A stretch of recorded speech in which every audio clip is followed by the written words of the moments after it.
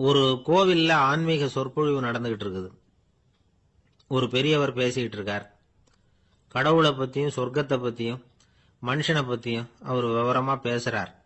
எல்லாரும் உட்கார்ந்து கேட்கறாங்க. அந்த கூட்டத்துல ஒரு தத்துவ ஞானியும் உட்கார்ந்து இருக்கிறார். அவரு அவருடைய நண்பர். பேசி முடிச்சதும் அந்த பெரியவர் மேடையை விட்டு இறங்கினார். நேரா அந்த தத்துவ ஞானி கிட்ட வந்தார். எப்படி இருந்தது என்னுடைய பேச்சு அப்படின்னு கேட்டார். நீங்க பேசினது ஒண்ணுக்கு ஒண்ணு முரண்பாடா தெரிஞ்சது அப்படின்னாராம் இவரு. நான் என்ன அப்படி தப்பா பேசிவிட்டேன் அப்படின்னாராம் அவரு. கடவுளை நம்புகிறவன் சொர்க்கத்துக்கு போவான்னு சொன்னீங்க, அப்புறம் நல்ல விதமா வாழறவன் சொர்க்கத்துக்கு போவான்னு சொன்னீங்க அப்படின்னாராம். இதுல என்ன முரண்பாடுன்னு கேட்டிருக்காரு அவர். இதுலதான் முரண்பாடு தெரியுது எனக்கு. அதாவது இங்க ஒருத்தன் எல்லா தப்பும் பண்ணிட்டு இருக்கிறான், அவன் கடவுளை நம்பினான்னா அவன் சொர்க்கத்துக்கு போவானா? இது என்னுடைய முதல் கேள்வி. இல்லைன்னா ஒருத்தன் எந்த தப்பும் பண்ணல, ரொம்ப ஒழுங்கா வாழ்ந்துகிட்டு இருக்கிறான், ஆனா அவன் கடவுளை நம்பல, அவன் என்ன நரகத்துக்கு தான் போவானா? கடவுள் நம்பிக்கை உள்ள ஒரு திருடன் என்ன ஆவான், எங்க போவான்? கடவுள் நம்பிக்கையே இல்லாத ஒரு நல்லவன் என்ன ஆவான், எங்க போவான்? ஒருத்தன் இங்க கடவுள் நம்பிக்கையோட வாழறது முக்கியமா அல்லது நல்லவனா வாழறது முக்கியமா? இதுதான் இவர் கேட்ட கேள்வி. இதை கேட்டதும் அந்த பெரியவர் குழம்பி போயிட்டார். அவர் சொன்னது நியாயம் தானே. கடவுளை நம்புறவன் தான் சொர்க்கத்துக்கு போவான்னா பேசாம கடவுளை நம்பிக்கிட்டு இந்த உலகத்துல எல்லா தப்பும் பண்ணிட்டு இருக்கலாமே. பேச்சாளர் குழப்பத்தோட வீட்டுக்கு போனார். படுத்து தூங்கினாரு. ஒரு கனவு வந்தது. கனவுல அவர் ஒரு ரயில்ல வேகமா போயிட்டு இருக்கிறார். எதிரில் உட்கார்ந்து இருக்கிறவரை பார்த்து நாம இப்ப எங்க போறோம்னு கேட்டார். சொர்க்கத்துக்கு போயிட்டு இருக்கிறோம் அப்படின்னாங்களாம். ரயில் போய் நின்னுது. இவர் இறங்கினார். இங்க கௌதம புத்தர் இருப்பார், சாக்ரட்டிஸ் இருப்பார், அவங்கள பாக்கிறதுக்கு ஒரு நல்ல வாய்ப்பு அப்படின்னு நினைச்சுக்கிட்டே அங்கேயும் இங்கேயும் பார்த்தார். அங்க யாருமே இல்ல. ஒரே பாலைவனம் மாதிரி இருக்குது. பச்சை இல்ல, பசுமை இல்ல, பூக்கள் இல்ல, மரம்லாம் மொட்டையா நிக்குது.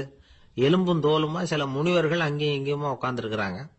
இவர் அவங்க கிட்ட போய் இந்த புத்தர், சாக்ரட்டிஸ் இவங்க எல்லாம் எங்க இருக்கிறாங்கன்னு கேட்டாராம். அப்படி யாரும் இங்க இல்லையே, அவங்க எல்லாம் யாரு அப்படின்னு திருப்பி கேட்டிருக்கிறாங்க. இவருக்கு அதிர்ச்சியா போச்சு. அப்படின்னா அவங்க எங்க போயிருப்பாங்க? உடனே ரயில் நிலையத்துக்கு ஓடி வந்தார். அப்பதான் நரகத்துக்கு ஒரு ரயில் புறப்பட்டுக்கிட்டு இருந்தது. அங்கிருந்து அதுல ஏறி உட்கார்ந்தார். ரயில் வேகமா போச்சு. நரகம் நெருங்க நெருங்க காற்று குளிர்ச்சியா வீச ஆரம்பிச்சுதான். வெளியில பசுமையா இருந்துதான். அழகான மலர்கள், அழகான நீர்நிலைகள், நந்தவனங்கள், ரொம்ப அருமையா இருக்குது. ரொம்ப அங்க இருந்தவங்க எல்லாம் ரொம்ப மகிழ்ச்சியா உல்லாசமா வேற இருந்திருக்கிறாங்க. எங்க பார்த்தாலும் ஆடல் பாடல் உற்சாகம். இவர் ரயில விட்டு இறங்கினார். அவருக்கு சந்தேகம், இதுவா நரகம் அப்படின்னு விசாரிச்சிருக்கார். ஆமா, இதுதான் நரகம் நாங்களாம். எனக்கு ஒரு சந்தேகம் இருக்காரு. என்னன்னு கேட்டிருக்காங்க. கௌதம புத்தரும் சாக்ரட்டிஸும் லாவோஸும் இவங்க மாதிரி இன்னும் பல பேரும் கடவுள் நம்பிக்கை இல்லாதவங்க, அவங்க எல்லாம் இங்க இருக்கிறாங்களா அப்படிங்கறது தான் என்னுடைய சந்தேகம் அப்படின்னாரா. இப்ப அவங்க சொல்லியிருக்கிறாங்க, இப்ப நீங்க பாக்குறீங்களே பசுமையும் பச்சை பயிர்களும் ஆடல் பாடல்களும் அழகிய மலர்களும், இது எல்லாமே கௌதம புத்தரும் சாக்ரட்டிஸும் அது மாதிரி மகான்களும் இங்க வர ஆரம்பிச்ச பிறகுதான் உண்டாக ஆரம்பிச்சது. இந்த பிரதேசத்தை அவங்க அப்படியே மாத்திவிட்டாங்க. இப்போலாம் இங்க இருக்கிறவங்க யாரும் சொர்க்கத்துக்கு போறதுக்கே ஆசைப்படுறது இல்ல அப்படின்னாங்களாம். இந்த அதிர்ச்சியிலேயே அந்த பெரியவர் கனவு கலைஞ்சி முடிச்சுக்கிட்டார். இதுல இருக்கிற கருத்து என்னன்னா, நல்லவர்கள் எங்க இருக்கிறாங்களோ அந்த இடத்துக்கு பேர் தான் சொர்க்கம். சொர்க்கம் நரகம்ங்கிறதெல்லாம் ஆன்மீக பண்புகள், அவ்வளவுதான். ஒரு ஊர்ல ரெண்டு இணைபிரியாத நண்பர்கள். ஒருத்தன் கேட்டான், இப்ப கடவுள் நம்ம முன்னாடி உங்க ரெண்டு பேர்ல யாராவது ஒருத்தர் மட்டும் என்னோட சொர்க்கத்துக்கு வரலாம் அப்படின்னு கூப்பிட்டா நீ என்ன சொல்லுவேன்னு கேட்டானா. இவன் ரொம்ப பெருந்தன்மையா உன்னையே அழைச்சிட்டு போக சொல்லிடுவேன் அப்படின்னு இருக்கான். அப்படின்னா உனக்கு சொர்க்கம் வேணாமான்னு கேட்டிருக்கான் அவன். நீ என்னை விட்டுட்டு போனாவே அப்புறம் இந்த பூலோகமே எனக்கு சொர்க்கம் தாண்டா அப்படின்னு நானா இவன். இந்த உலகத்துல உண்மையாவே வேதாந்தம் பேசுறவங்களும் உண்டு, உள்ளுக்குள்ள வேற மாதிரி இருந்துகிட்டு வெளியில வேதாந்தம் பேசுறவங்களும் உண்டு. ஒரு ஆள் இருந்தார். அவரு ஒரு கடை வச்சு வியாபாரம் பண்ணிக்கிட்டு இருந்தார். மகா கஞ்சன், யாருக்கும் எந்த உதவியும் செய்ய மாட்டார். எச்சில் கையென்ன ஈர கையை கூட உதற மாட்டார். அப்படிப்பட்ட மனுஷன். அந்த ஊருக்கு ஒரு முனிவர் வந்துகிட்டு இருந்தார். வருஷத்துக்கு ஒரு தடவை வருவாரு. ஒரு நாள் 2 நாள் இருப்பார், அப்புறம் போயிடுவார்.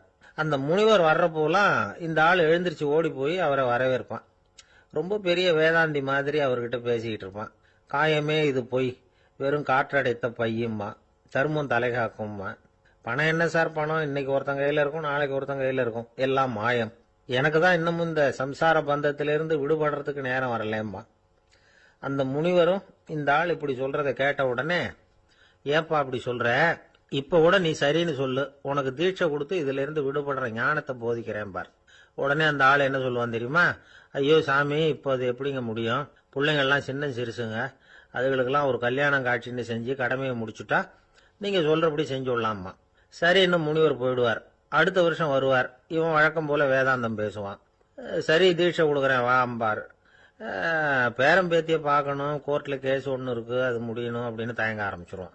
எல்லாம் சொல்லுவான், ஆனா குடிக்கிறதுக்கு தண்ணி கூட கொடுக்க மாட்டான். ரொம்ப வருஷம் கழிச்சு மறுபடியும் ஒரு நாள் அந்த ஊருக்கு முனிவர் வந்தார். இவன் கடைக்கும் வந்தார். அப்புறம் அங்க கல்லாவில் நம்ம ஆள் இல்லை, அவன் புள்ளதான் உட்காந்துருக்கிறான். அப்பாவை போலவே புள்ளையும் எழுந்திரிச்சு ஓடியாந்து முனிவரை வரவேற்றான். அப்பா எங்கன்னு விசாரிச்சாரு முனிவர். ஐயோ, அதை ஏன் கேக்குறீங்க சாமி? உங்ககிட்ட தீட்சை வாங்கி இந்த சம்சார பந்தத்திலிருந்து விடுதலை பெறணும்னு சொல்லிக்கிட்டே இருப்பார். அது நிறைவேறாமலே போய் சேர்ந்துட்டார். போன மாசம் ஒரு நாள் திடீர்னு நெஞ்சு வலிக்குதுன்னாரு, அவ்வளவுதான் போட்டுன்னு போயிட்டார் அப்படின்னு புலம்புனான் பையன். இதை கேட்டதும் முனிவர் சிரிச்சாரான். அவன் எங்கடா போவான்?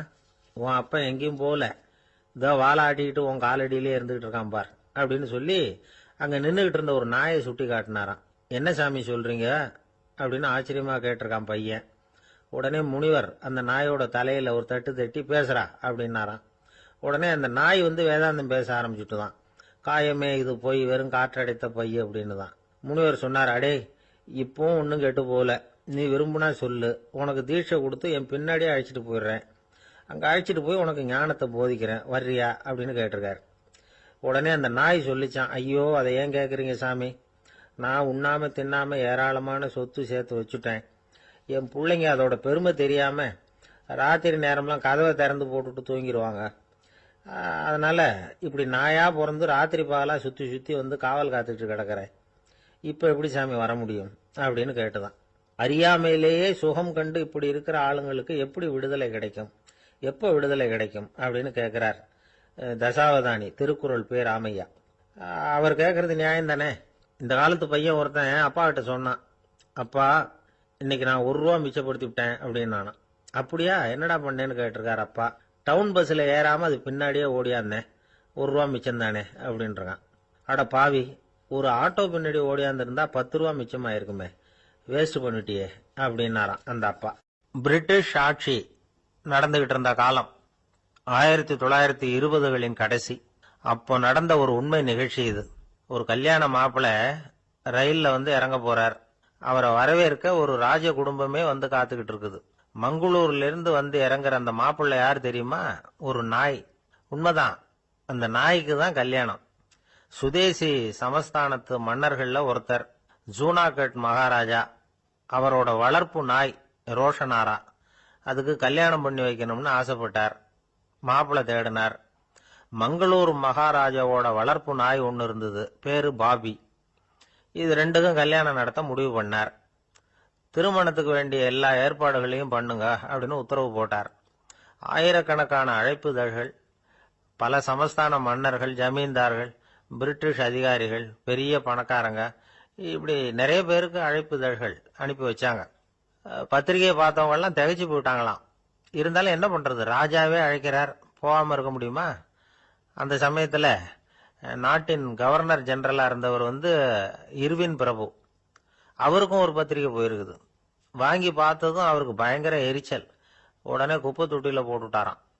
மாட்சிமை தங்கிய பிரிட்டன் சக்கரவர்த்தியின் பிரதிநிதியான தன்னை கேவலம் ஒரு நாயின் திருமணத்துக்காக அழைக்கிறதா அப்படின்னு அவருக்கு ஆத்திரம். இருந்தாலும் கல்யாணம் பிரமாதமா நடந்துதான். கல்யாணத்தன்னைக்கு பொண்ணுக்கு ஸ்பெஷல் குளியல், தண்ணீருக்கு பதிலாக வாசனை திரவியங்கள், பன்னீர், குளிச்சதுக்கு அப்புறம் அலங்காரம், வைர மாலை, முத்து மாலை, ஏகப்பட்ட அலங்காரம். மாப்பிள்ளைய அழைக்கிறதுக்கு ரயில்வே ஸ்டேஷன்ல ராஜ குடும்பமே காத்துக்கிட்டு இருக்குது. அவங்களோட வளர்ப்பு நாய்கள் 250. அத்தனை நாய்களுக்கும் பட்டு துணி போத்தி இருக்குது. முத்து வடங்கள் அணிவிச்சிருக்கிறாங்க. எல்லாம் ராஜ நாய்கள். அதுகளையும் வீதியில நடக்க விடலையாம். அதுகளை சுமந்துகிட்டு போக அலங்கரிக்கப்பட்ட யானைகள் காத்துக்கிட்டு இருக்குதாம். மாப்பிள்ளைக்கு வரவேற்பு எப்படி தெரியுமா? அது நடந்து வர்ற பாதை பூரா ரத்தன கம்பளம் விரிச்சிருக்குது. 2 பக்கமும் ராஜாங்க அதிகாரிகள் கைகட்டி நிக்கிறாங்க. அரசு படை வீரர்கள் அணிவகுப்பு மரியாதை செலுத்துறாங்க. அந்த நாய் ராஜ மரியாதையோட நடந்து வருது. நகையெல்லாம் போட்டுக்கிட்டு வருது. திருமண மண்டபத்துக்கு சேருது. அங்க கல்யாணம் அமோகமா நடக்குது. இந்த திருமணத்தை முன்னிட்டு அந்த ஜூனாகட் சமஸ்தானத்துக்கு 3 நாள் விடுமுறை வேற. கல்யாணத்துக்கு வந்திருந்தவங்களுக்கெல்லாம் ஏக தடபுடலா விருந்து, நாட்டியம் எல்லாம் பிரமாதமா நடந்துதான். இந்த கல்யாணத்துல கலந்துக்க வந்திருந்த மற்ற சமஸ்தானத்து மன்னர்கள், திவான்கள், அரச குடும்பத்தினர், இப்படி அவங்க 700 பேராம். அவங்க வந்து போறதுக்காக விசேஷ ரயில்கள்லாம் வேற விட்டுருக்காங்க. கல்யாணம் முடிஞ்சதும் அந்த நாய் தம்பதிகளோட பெரிய பெரிய மன்னர்கள்லாம் ஒன்னா உட்காந்து சாப்பிட்டாங்களாம். ஏர் கண்டிஷன் அறையில அந்த தம்பதிகள் கொஞ்ச காலம் வாழ்ந்திருக்கிறாங்க. கொஞ்ச நாள்ல மாப்பிள்ளைக்கு மரியாதை குறைய ஆரம்பிச்சுட்டுது. வெளியில துரத்தி விட்டாங்களாம். அந்த பெண் நாய் மட்டும் ராஜ போகங்களை அனுபவிச்சு வந்துதான். இந்த கல்யாணத்தை பார்த்துட்டு தொடர்ந்து மற்ற சமஸ்தானத்து மன்னர்களும் நாய் திருமணங்கள் நடத்த ஆரம்பிச்சுட்டாங்களாம். இது உண்மையில நடந்திருக்குது. இப்படி அது இருக்கட்டும். இப்ப நம்ம கதைக்கு வருவோம். ஒரு ராஜாவுக்கு ரொம்ப நாள் கழிச்சு ஒரு குழந்தை பிறந்துதான். அரண்மனை ஜோசியரை கூப்பிட்டு இருக்கார் ராஜா. ஜோசியரே, என் மகன் வருங்காலத்துல சிறந்த வாழ் வீரனா வரணும்னு ஆசைப்படுறேன். வருவானாங்கிறத கொஞ்சம் பார்த்து சொல்லுங்களேன் அப்படின்னாராம். ஜோசியர் சொன்னார், மன்னா, உங்க புள்ள வாழ் வீரனா வர்றது கஷ்டம். ஆனா அவரும் உங்களை மாதிரியே நாய்க்குட்டிகள் பேர்ல பிரியமா இருப்பார். அதுகளுக்கு கல்யாணமும் பண்ணி வைப்பார் அப்படின்னாராம். அது எப்படி கண்டுபிடிச்சிங்க அப்படின்னு கேட்டிருக்கார் ராஜா. அரசே, உங்க பிள்ளைக்கு வாழ் மேல உள்ள பிரியத்தை காட்டிலும் நாய் மேல உள்ள பிரியம் அதிகம்ங்கிறதுக்கான அறிகுறி இப்பவே தெரியுது. நல்லா கவனிச்சு பாருங்க. அவரு வாழ் வாழ்னு கத்துறாரு அப்படின்னாரு. கவனிச்சு பார்த்துட்டு அப்படி எனக்கு காதுல விழலையே அப்படின்னாராம் மன்னர். அதனாலதான் சொன்னேன், அவர் கத்துறது வாழ் வாழ்னு கத்தல, வள்ளு வள்ளுன்னு கத்திக்கிட்டு இருக்கார். அதனாலதான் அப்படி சொன்னேன் அப்படின்னாராம் அரண்மனை ஜோசியர். கொஞ்ச தூரத்துல நாம நிக்கிறோம். எட்டத்துல இருந்துகிட்டு அவரை கவனிக்கிறோம். அவர் போன்ல பேசுறத. அவர் பேசுகிற வார்த்தைகள் என்ன அப்படிங்கறது நம்ம காதுல விழல. ஆனாலும் அவர் பேசிக்கிட்டு இருக்கிறது நல்ல செய்தியா கெட்ட செய்தியா அப்படிங்கறத நம்மால யூகிக்க முடியும். மகிழ்ச்சியான செய்தியை பேசும்போது முகம் மலருது, புன்னகை பூக்குது. இதுல ஒண்ணு நீங்க கவனிக்கணும். தொலைபேசியில நாம பேசுறப்போ நம்மோட பேசுறவர் எதிரில் இல்ல. அவர் தொலைபேசி வழியா நம்ம குரலை மட்டும்தான் கேட்க போறார். நம்ம முகத்தை அவர் பார்க்க போறதில்ல. அப்படி இருந்தும் அப்ப நம்ம முகம் ஏன் மலரணும் அப்படின்னா இதுதான் உடல் மொழி, பாடி லாங்குவேஜ் அப்படின்னு சொல்றாங்க. நம்ம அறியாமலேயே நம்ம உடம்பு செய்திகளை தெரிவிக்குது பாருங்க, அதுதான் உடல் மொழி. ஒரு மனிதர் தொலைபேசியில பேசிக்கிட்டு இருக்கிறத நீங்க தூரத்துல இருந்து கவனிச்சுக்கிட்டே அவர் நண்பரோட பேசுறாரா, மனைவியோட பேசுறாரா, குழந்தையோட பேசுறாரா, இல்ல மேல் அதிகாரி கிட்ட பேசுறாரா, அல்லது அவருக்கு கீழே பணிபுரிகிறவர்கள் கிட்ட பேசுறாரா அப்படிங்கறத கண்டுபிடிக்கலாம். அதுக்கு காரணம் அவருடைய உடல் மொழி. இந்த உடல் மொழி கூட நம்ம வாழ்க்கையின் முன்னேற்றத்துக்கு பயன்படும். இத பத்தியெல்லாம் கூட சில நிபுணர்கள் ஆராய்ச்சி பண்ணி பார்த்திருக்கிறாங்க. அவங்க சில விவரங்களை சொல்றாங்க. குறிப்பா ஒருத்தர் தன்னுடைய நாற்காலியில கிட்டத்தட்ட படுத்துக்காத குறையா உட்கார்ந்துருக்கிறாருன்னு வச்சுங்க. எதிர இருக்கிறவர் பேசுறது அவருக்கு பிடிக்கலன்னு அர்த்தமா. தலையை சொரிஞ்சுக்கிறது, வேற வேற திசைகள்ல பாக்குறது, கொட்டாவி விடுறது, கால்களை மாத்தி போட்டு உட்கார்றது, களைப்பா கை விரல்களை அப்படியே பின்னிக்கிறது, அடிக்கடி கடிகாரத்தை பாக்குறது, இப்படிலாம் ஒருத்தர் பண்ணிட்டு இருக்கிறாருன்னா நாம கூடிய சீக்கிரம் அந்த இடத்த விட்டு எழுந்திரிச்சு வந்துடுறது நல்லது. ஏன்னா இதெல்லாம் அவருடைய சலிப்பு, சோர்வு, ஆர்வமின்மை இதுக்கு அடையாளங்கள். நம்முடைய பேச்சு அவரை சலிப்படைய வச்சுட்டதுன்னு அர்த்தம். அவர் ரொம்பவும் சோர்ந்து போயிட்டாருன்னு பொருள். நம்முடைய பேச்சில் அவருக்கு ஆர்வம் இல்லைன்னு அர்த்தம். அதே நேரத்தில் நாற்காலியின் நுனியில அமர்ந்து உடலை முன்னுக்கு நகர்த்தி எதிர இருக்கிறவரின் கண்களை பார்த்துக்கிட்டே பேசினாலும் சரி அல்லது பேச்சை கேட்டாலும் சரி, உங்க பேர்ல மற்றவங்களுக்கு உள்ள பிடிப்பு அதிகரிக்கும். நாம எப்படிப்பட்டவர்ங்கிறத நம்ம உடம்பும் நடை உடை பாவனையும் அடுத்தவங்களுக்கு காட்டி கொடுத்துரும். உங்க உடம்பு, உங்க பார்வை, நடை, உட்கார்ற விதம் இதை வச்சுக்கிட்டே நீங்க பொறுப்புள்ளவரா, முரடரா, அலட்சியமானவரா, மரியாதை தெரிஞ்சவரா, அடக்கமானவரா, நம்பிக்கைக்கு உரியவரா, நாணயம் இல்லாதவரா, பயந்தவரா, திறமசாலியா, அப்பாவியா அப்படிங்கறதெல்லாம் கண்டுபிடிச்சிடலாம். அதனால இந்த உடல் மொழியை புரிஞ்சுக்கிட்டு நம்மளை கொஞ்சம் சரிப்படுத்திக்கிட்டோம்னா வாழ்க்கையில சுலபமா பல காரியங்களை சாதிக்க முடியும். ஒரு மனநல மருத்துவமனை. அங்க ஒருத்தர் ஒரு நாற்காலியில உட்காந்துக்கிட்டு கார் ஓட்டுறது மாதிரி அப்படி பாவனை பண்ணிட்டு இருந்தார். ஸ்டேரிங்கை திருப்புறது மாதிரி, பின்னாடி வர்ற வண்டியை நிக்க சொல்றது மாதிரி, அப்புறம் இவரு ஒதுங்கிக்கிட்டு அவருக்கு வழி விடுறது மாதிரி, இப்படிலாம் சேட்டைகள் பண்ணிட்டு இருந்தார் மனநல மருத்துவமனையில. இத பார்த்துக்கிட்டு இருந்த ஒருத்தர் பக்கத்துல இருந்த இன்னொருத்தர்கிட்ட கேட்டார், இவர் ஏன் இப்படி பண்றாரு, இவருக்கு ஏன் அப்படி வந்தது நிலைமை அப்படின்னு சொல்லி அவர் விசாரிச்சார். அப்ப அவர் விவரம் சொன்னார். வேற ஒண்ணும் இல்லைங்க, இவருக்கு கார் ஓட்டணும்னு ஆசை ரொம்ப காலமா, அது நிறைவேறாம போயிட்டுது. அதுக்கப்புறம் அவர் மனநோயாளியா மாறிட்டார். இங்க அழைச்சிட்டு வந்தாங்க. இங்க அழைச்சிட்டு வந்ததுல இருந்து அப்படிதான் பண்ணிட்டு இருக்கிறார். அப்ப கார் ஓட்டுறது மாதிரிலாம் பாவனை பண்ணிட்டு இருப்பார், திருப்புறது மாதிரி பண்ணுவார், பின்னாடி வர்றவங்களுக்கு இடம் விடுவார், இப்படிலாம் செய்யறார் அப்படின்னு விவரம் சொன்னாங்க. நீங்க சொல்லப்படாதா, இப்ப நீங்க கார் ஓட்டல, வெறும் நாற்காலியில தான் உட்கார்ந்து இருக்கிறீங்க அப்படின்னு நீங்க சொல்லப்படாதா அவருக்கு அப்படின்னு கேட்டாங்க. அது முடியாதுங்க, ஏன்னா அந்த காரை கழுவுறதுக்காக அவர் தினமும் எனக்கு 10 ரூபா கொடுத்துக்கிட்டு இருக்கிறார் அப்படின்னாராம் அங்க வேலை செஞ்சுக்கிட்டு இருந்த ஒருத்தர். அதனால வாழ்க்கையில நாம இந்த உடல் மொழியை புரிஞ்சுக்கணும். உடல் மொழிங்கிறது இப்ப ஆரம்பத்துல சொன்னது மாதிரி அந்த தொலைபேசியில பேசுறவங்கள தூரத்துல இருந்து பார்த்தாவே அவர் யாருகிட்ட பேசுறாரு என்ன பேசுறாருன்னு தெரியும். நம்ம முகத்தை நல்லா வச்சுக்கணும். உடல் மொழியை நம்ம புரிஞ்சுக்கிட்டு பயன்படுத்த ஆரம்பிச்சோம்னா எந்த முயற்சி பண்ணினாலும் அதுல வெற்றி நிச்சயம். ஒரு பூங்கா, அங்க ஒருத்தர் நின்றுட்டு இருக்கிறார். நின்றுகிட்டே ஏதோ ஆழ்ந்த யோசனையில இருக்கிறார். அந்த பக்கமா இன்னொருத்தர் வந்தார். இவரை கவனிச்சார். என்ன யோசனைன்னு கேட்டார். எப்படி எழுந்திருக்கிறதுன்னு யோசனை பண்ணிட்டு இருக்கிறேன்னாரு அவர். கேட்டவருக்கு ஒரு மாதிரி ஆயிட்டுது. ஏற்கனவே நின்றுகிட்டு இருக்கிற ஒருத்தர் எப்படி எழுந்திருச்சு நிக்கிறதுன்னு யோசிக்கிறாருன்னா அது ஆச்சரியம் தானே. அதுக்கப்புறம் இவர் யோசிக்க ஆரம்பிச்சார், என்ன இவர் இப்படி பேசுறாரு அப்படின்னு. கீழே விழுந்தாதானே எழுந்திருச்சு நிக்க முடியும். அதனால எழுந்திருக்கணும்னு நினைக்கிறவங்க முதல்ல கீழே விழணும். இவர் முதல்ல கீழே விழணும், அதுக்கப்புறம் தான் எழுந்திருக்கிறது எப்படின்னு சிந்திக்க முடியும். இந்த உலகத்துல எல்லாருமே கீழே விழுந்து எழுந்தவர்கள் தான். இப்ப இந்த குழந்தை பருவத்துல கீழே விழாம நடைபயில கற்றுக்கிட்டவங்க யாராவது உண்டா? சின்ன வயசுல ஒரு தடவை கூட கீழே விழல சார், அப்படியே பிறந்தார் வளர்ந்தார் பெரியவர் ஆயிட்டார் அப்படின்னு யாரையும் சொல்ல முடியாது. அதனால மனுஷங்கிறவன் விழுந்து புரண்டு எழுந்துதான் நடக்க கத்துக்கிறான். ஒரு உண்மையை நாம எல்லாரும் புரிஞ்சுக்கணும். இந்த உலகத்துல தவறு செய்யாத மனிதர்களே யாரும் கிடையாது. அப்படி இருக்கிறப்போ எப்போதாவது நாம தவறு பண்ணிவிட்டோம்னா அதுக்காக மனசு உடைஞ்சு போயிடக்கூடாது, வாழ்க்கையில வெறுப்பு வந்துடக்கூடாது. ஒரு தவறு நடந்துட்டுதா அதுக்காக மனசு உடைஞ்சு போடாதீங்க, அதை ஒரு பாடமா எடுத்துக்கங்க. அதே தவறு மறுபடியும் நடக்காம வேணும்னா பாத்துக்கலாம், அது போதும். தடைக்கல்ல படிக்கெல்லாம் மாத்திக்கணும், இதுதான் இதுல முக்கியம். ஒரு அலுவலகம், அங்க ஒரு அதிகாரி, அவர் உயர்ந்த பதவியில் இருந்தார். சிறந்த நிர்வாகின்னு பேர் வாங்கினவர் அவர். அவர் தனக்கு கீழே வேலை செய்யறவங்க கிட்ட எல்லாம் சொல்லுவாராம், இந்த நிறுவனத்துல நீங்க எத்தனை தடவை வேணும்னாலும் தவறுகள் செய்யலாம், ஆனா ஒரே விஷயம் என்னன்னா ஒரே தவறை மறுபடியும் செய்யக்கூடாது, அது முக்கியம் அப்படின்பாராம். இத மேம்போக்கா பார்த்தா அவர் ஏதோ தன்னுடைய ஊழியர்களை தவறு செய்ய தூண்டுறது மாதிரி தெரியும். ஆனா உண்மை அப்படி இல்லை. இன்னைக்கு என்ன நடக்குது தெரியுமா? அநேகமா எல்லா மனிதர்களுமே ஒரே தவறை தான் மறுபடியும் மறுபடியும் செய்யறாங்க. விளையாட்டு வீரர்கள் ஒரே மாதிரியான தவறுகளை திரும்ப திரும்ப செய்யறது உண்டு. கணக்கு எழுதுறவங்கள பாருங்க, ஒரே தப்ப மறுபடியும் மறுபடியும் செய்வாங்க.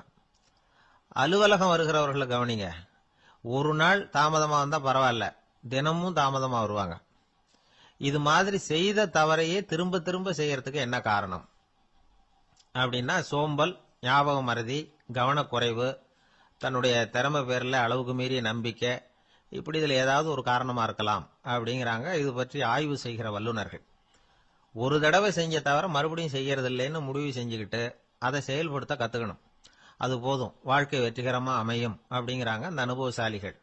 அதனால வெற்றிகரமா வாழ்க்கையில நடைபோட விரும்பும் இளைஞர்கள் தவிர்க்க வேண்டியது என்னன்னா, முதல்ல சோம்பலை தவிருங்கள், சுறுசுறுப்பாக இயங்குங்கள் அப்படிங்கறது அவங்க அறிவுரை. 2வது ஞாபக மறதி, எந்த செயல்லையும் ஈடுபாடு வேணும், அக்கறை வேணும். 3வது கவனக்குறைவு, எதையும் அலட்சியப்படுத்தக்கூடாது. 4வது என்னால முடியாதது எதுவுமே கிடையாது அப்படிங்கிற அளவுக்கு மீறிய நம்பிக்கை, அது ஆபத்துல கொண்டு போய் விட்டுரும். அதனால முதல் தவறு உங்களுக்கு ஒரு பாடமா அமையணும். ஒரு மனிதர், அவர் தன்னுடைய 2 காதுலையும் கட்டு போட்டுக்கிட்டு வந்தார். அவருடைய நண்பர் அதை கவனிச்சுட்டார். என்ன சார் ஆச்சு, 2 காதுலையும் கட்டு போட்டிருக்கீங்களே அப்படின்னு விசாரிச்சார். ஒண்ணுமில்ல சார், வீட்டுல ரொம்ப ஆர்வமா டிவியில கிரிக்கெட் மேட்ச் பார்த்துக்கிட்டு இருந்தேன். அப்போ என்னுடைய மனைவி துணிகளுக்கு அயன் பண்ணிட்டு இருந்தாங்க. அயன் பாக்ஸை அப்படியே வச்சுட்டு அடுப்பங்கரைக்கு போயிட்டாங்க. அந்த சமயம் பார்த்து டெலிஃபோன் பண்ணி அடிச்சுது. அவசரமா ஓடி போய் அதை எடுத்து காதில் வச்சேன். அப்பதான் தெரியும் அது அயன் பாக்ஸுங்கிற விஷயம். சூடா இருந்ததா, சுட்டு விட்டுது அப்படின்னார். ஒரு காது சரி சார், 2 காதும் ஏன் அப்படி ஆச்சு அப்படின்னு கேட்டார். அதே ஆளு மறுபடியும் போன் பண்ணா சார் அப்படின்னாரு இவர். எவ்வளவு தூரம் யோசிச்சிருப்பாரு பாருங்க. அதனால ஒரு தவறு மறுபடியும் நடக்கக்கூடாது. முதல் தவறு உங்களுக்கு ஒரு பாடமாக அமையட்டும் அப்படிங்கிறது தான் இதுல இருந்து நாம தெரிந்து கொள்ள வேண்டிய கருத்து. அதனால தவறுகள் அதெல்லாம் தடைக்கெல்லாம் நினைக்க வேண்டாம், படிக்கெல்லாம் நினைப்போம். அப்படி நினைச்சோம்னா வாழ்க்கையில வெற்றி நிச்சயம். அவர் ஒரு நாள் வீட்டு திண்ணையில உட்கார்ந்துருந்தாராம். அப்போ தெருவில் ஒரு பிச்சைக்காரன் அந்த வழியா வந்திருக்கிறான். பிச்சை கேட்டிருக்கான். அந்த சமயத்துல தர்மர் வேற ஏதோ வேலையா இருந்திருக்கிறார். அதனால பிச்சைக்காரனை பார்த்து நாளைக்கு வா அப்படின்னு சொல்லிவிட்டார். அவனும் சரின்னு சொல்லிட்டு போயிட்டான். பீமன் இதை பார்த்துக்கிட்டு இருந்தான். உடனே அவன் என்ன செஞ்சான் தெரியுமா? ஒரு முரசை எடுத்துக்கிட்டு கிராமத்தை நோக்கி ஓடனான். முரசை அடிச்சுக்கிட்டு ஏதோ சொல்ல ஆரம்பிச்சுட்டான். தர்மருக்கும் இது தெரிய வந்தது. அவருக்கு ஒன்றும் புரியல. என்னாச்சு உனக்குன்னு கேட்டார். பீமன் சொன்னான், நான் கிராம மக்களுக்கு ஒரு செய்தியை தெரிவிக்க போறேன் அப்படின்னா. என்ன செய்தின்னார். எங்க அண்ணன் காலத்தை வென்றுட்டார் அப்படிங்கிற செய்தியை சொல்ல போறேன்னா. நான் காலத்தை ஜெயிச்சுட்டேனா, எதனால அப்படி சொல்ற அப்படின்னு கேட்டார். நீங்க பிச்சைக்காரனை நாளைக்கு வர சொன்னீங்களே, அதனாலதான் அப்படின்னா. அதனால என்னன்னார். நீங்க அவனை நாளைக்கு வான்னு சொன்னீங்க, நீங்க நிச்சயமா நாளைக்கு இருப்பீங்களா? அந்த பிச்சைக்காரனும் நாளைக்கு உயிரோட இருப்பானா? நாளைக்கு நீங்க இருந்தாலும் பிச்சை போடக்கூடிய மனோபாவம் உங்களுக்கு இருக்குமா? பிச்சை நிச்சயம் போடுவீங்களா? நாளைக்கு வரைக்கும் அவன் பிச்சைக்காரனாவே இருப்பாங்கிறது என்ன நிச்சயம்? நாளைக்கு உங்க சந்திப்பு நிச்சயம் நடக்குமா? அதனாலதான் நீங்க காலத்தை ஜெயிச்சுட்டீங்க அப்படின்னு சொல்லி அவ்வளவு நிச்சயமா நான் முடிவு பண்ணிவிட்டேன். அப்படி நீங்க நினைச்சதுனாலதான் அவனை நாளைக்கு வர சொல்லியிருக்கிறீங்க. இது எவ்வளவு பெரிய விஷயம். இதை மற்றவங்களுக்கு சொல்லாம இருக்கலாமா? நேரம் ஆயிட்டுது, நான் உடனே ஊருக்குள்ள போய் இதை சொல்லணும். தாமதிக்க முடியாது. ஏன்னா இந்த நேரம் கடந்துட்டுதுன்னா அடுத்த நாழிகை எனக்கு கிடைக்கும்ங்கிறது நிச்சயம் இல்லை அப்படின்னு பீமன் சொல்லி முடிச்சுட்டு புறப்படுறதுக்கு தயாரானான். தர்மர் அவசரமா குறுக்கிட்டார். தம்பி கொஞ்சம் பொறு, நான் தவறு பண்ணிட்டேன். பரிபூர்ண சுதந்திரம் பெற்ற மனிதன் தான் அப்படி பேச முடியும், அப்படி வாக்குறுதி தர முடியும். அந்த பிச்சைக்காரனை இப்பவே கூப்பிடு, ஏதாவது உடனே கொடுத்து அனுப்பி வச்சு விடுறேன். நாளைக்கு என்ன நடக்கும்ங்கிறது யாருக்கு தெரியும் அப்படின்னார். இந்த கதையிலிருந்து நாம உணர்ந்து கொள்ள வேண்டிய உண்மை என்ன தெரியுமா? நிகழ்காலம் ஒண்ணுதான் நம்ம கையில் இருக்கிறது. அதை தவற விடாமல் சரியா பயன்படுத்திக்கணும். கடந்த காலம்ங்கிறது திரும்பி வரப்போறது இல்ல. எதிர்காலம்ங்கிறது இப்ப நம்ம கிட்ட கிடையாது. அதனால நிகழ்காலத்தை தான் நாம பயன்படுத்திக்க முடியும். ஒரு ஊர்ல ஒரு சோதிடர் இருந்தார். அவர் எதிர்காலத்தை பத்தி அதிகமா சொல்லிட்டு இருப்பார். அவருடைய சோதிடத்தை எப்படியாவது பொய்யாக்கி போடணும் அப்படின்னு சொல்லி 2 இளைஞர்கள் தீர்மானம் பண்ணிட்டாங்க. அதுக்காக ஒரு திட்டம் போட்டாங்க. அது குளிர்காலம். ஒரு இளைஞன் பெரிய கோட்டு ஒன்ன சட்டைக்கு மேல போட்டுக்கிட்டான்.